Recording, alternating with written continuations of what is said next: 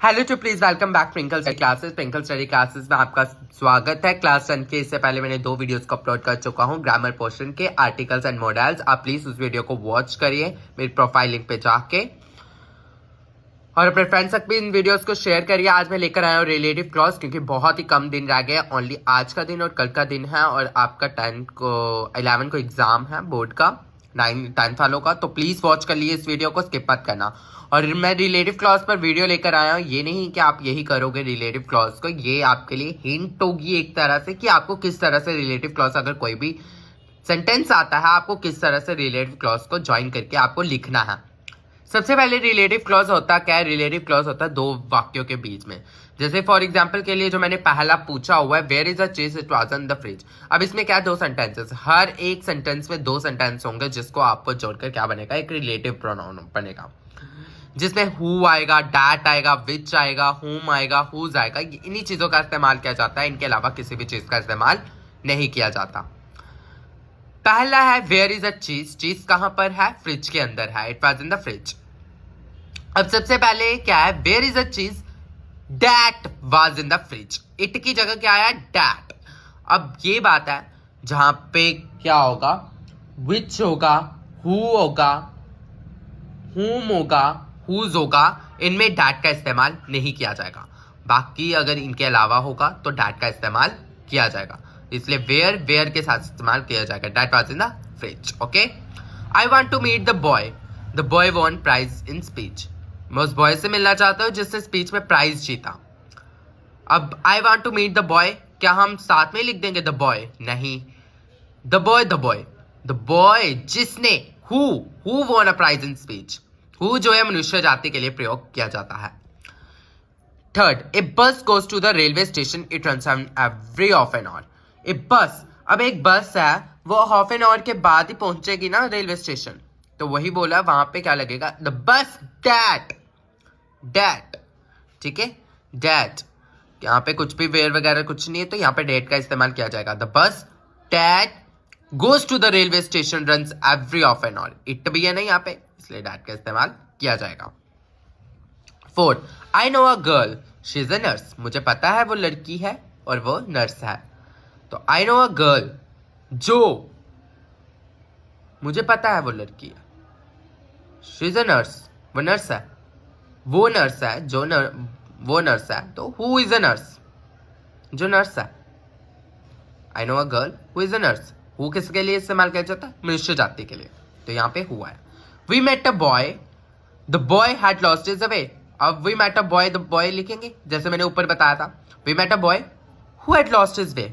Okay. I heard some news, the news astonished me. I heard some news, यहाँ पे किसी भी where का, विच का, हुज का, हुम का कहीं पे भी नहीं है, तो यहाँ पे डैट लग सकता है। अगर वो होता तो डैट का इस्तेमाल नहीं होता। I heard some news that astonished me. ठीक है, सम न्यूज एक साथ आएंगी नहीं, some news that astonished me. I know a man, ये बिल्कुल ऊपर जैसे होगा, the man has been to Iceland. I know a man who has been to Iceland. ठीक है, मनुष्य जाति के लिए हु का प्रयोग किया जाता है। The dog bit the burglar, the burglar had broken into the house. The dog bit the burglar, अब बर्गलर एक साथ नहीं आएगा। Who had broken into the house. अब मुझे बच्चे बोलेंगे कि सर हमने यहाँ पे हु क्यों लगाया? क्योंकि डॉग यहाँ पे तो किसी जानवर की बात हो रही है, कुत्ते की बात हो रही है। तो मेरी बात सुनो, जो है जानवरों के लिए, मनुष्य जाति के लिए तो हु का प्रयोग होता है।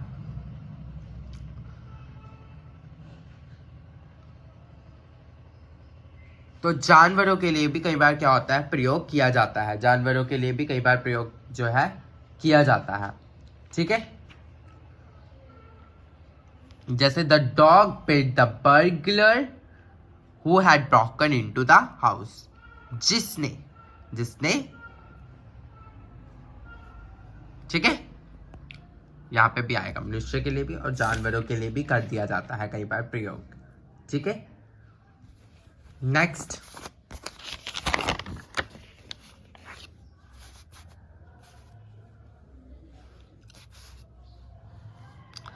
Ninth, a boy was rewarded, he saved a drowning child. मनुष्य जाति द बॉय, सबसे पहले तो ए बॉय नहीं आएगा, द बॉय आएगा, द बॉय। ठीक है, the boy who saved a drowning child was rewarded. अब देखो ना, यहाँ पे क्वेश्चन बनाना, जिसने सेव किया उस ड्रॉनिंग चाइल्ड को, उसको रिवॉर्ड दिया गया, उस लड़के को। The boy who saved a drowning child, जिसने उस बच्चे को बचाया, उसे रिवॉर्ड दिया गया था, was rewarded. I had dinner in A hotel, John had recommended it. I had dinner in the hotel, in A hotel which John had recommended it. अब विच का प्रयोग जो है निर्जीव वस्तुओं के लिए किया जाता है और जानवरों के लिए भी किया जाता है, ठीक है। तो विच यहाँ पे आ गया, किसी चीज है, होटल एक निर्जीव वस्तु, एक निर्जीव वस्तु तो नहीं है, जगह है होटल, बट ठीक है। तो यहाँ पे क्या किया जाएगा, विच का इस्तेमाल किया जाएगा। Do you know the boy won gold medal in boxing.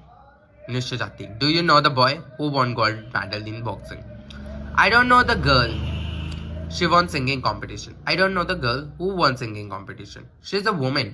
Her son is an actor. She is a woman whose son is an actor.